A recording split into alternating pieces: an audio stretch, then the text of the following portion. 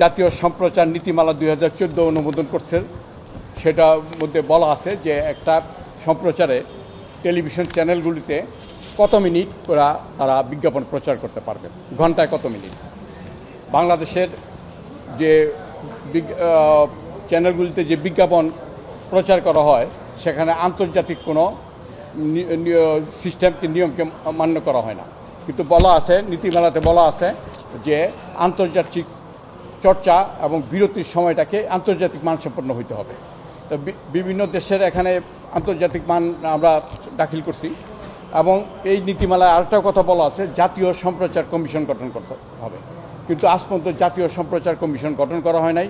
এবং এই জাতীয় সম্প্রচার কমিশনের দায়িত্ব হবে যে যারা দর্শক শ্রোতা তাদের অভিযোগগুলি ডিসপোজ আপ করা।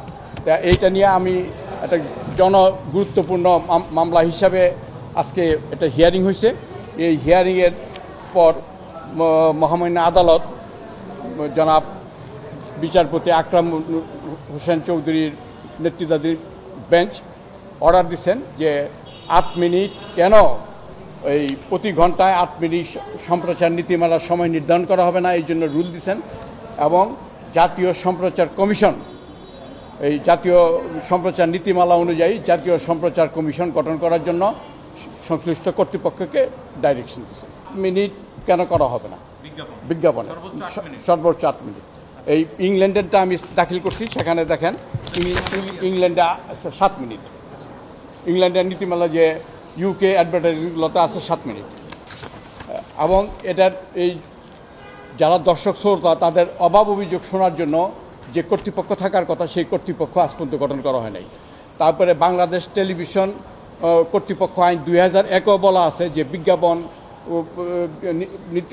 কতক্ষণ তারা বিজ্ঞাপন দেখাইতে পারবে এবং এই দর্শক শ্রোতাদের অভাব অভিযোগ শোনার জন্য এই কর্তৃপক্ষ প্রয়োজনীয় ব্যবস্থা গ্রহণ করা হবে, কিন্তু সেইটাও তারা করে নাই।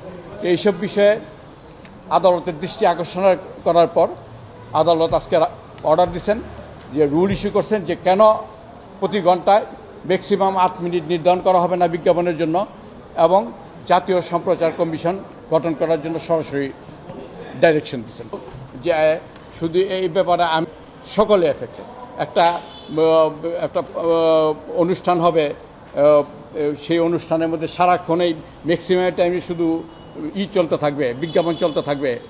এটা উপভোগের চেয়ে এটা বিরক্তের পরিমাণটা বেশি হয়ে যায়। একটা অনুষ্ঠান তো মানুষ দেখে, খবর দেখে, সব কিছু অ্যাটেনশন নিয়ে দেখে, কিন্তু সেখানে যদি যেমন আমরা আগে টক শো করতাম, টক শোর মধ্যে ম্যাক্সিমাম টাইম চলে যেত বিজ্ঞাপনে। তো কর্তৃপক্ষে তার নিজের স্বার্থ দেখবে, কিন্তু দর্শক শ্রোতার স্বার্থ দেখবে না, তা তো হইতে পারে না। এটা আমাদের ফান্ডামেন্টাল রাইট যে দর্শক শ্রোতার যাতে কোনো অনুষ্ঠান চ্যানেলে কোনো অনুষ্ঠান থেকে বিরক্ত না হয়, বরঞ্চ সেটা উপভোগ করতে পারে। সেই জন্যই পৃথিবীর সব দেশেই সময়সীমাটা নির্ধারণ করা আছে। আমাদের দেশেও সময়সীমা নির্ধারণ করা হোক। ব্রেকফাস্ট, টিফিন কিংবা স্ন্যাক টাইমে মজাদার আয়োজন মানে অল টাইম ব্রেড।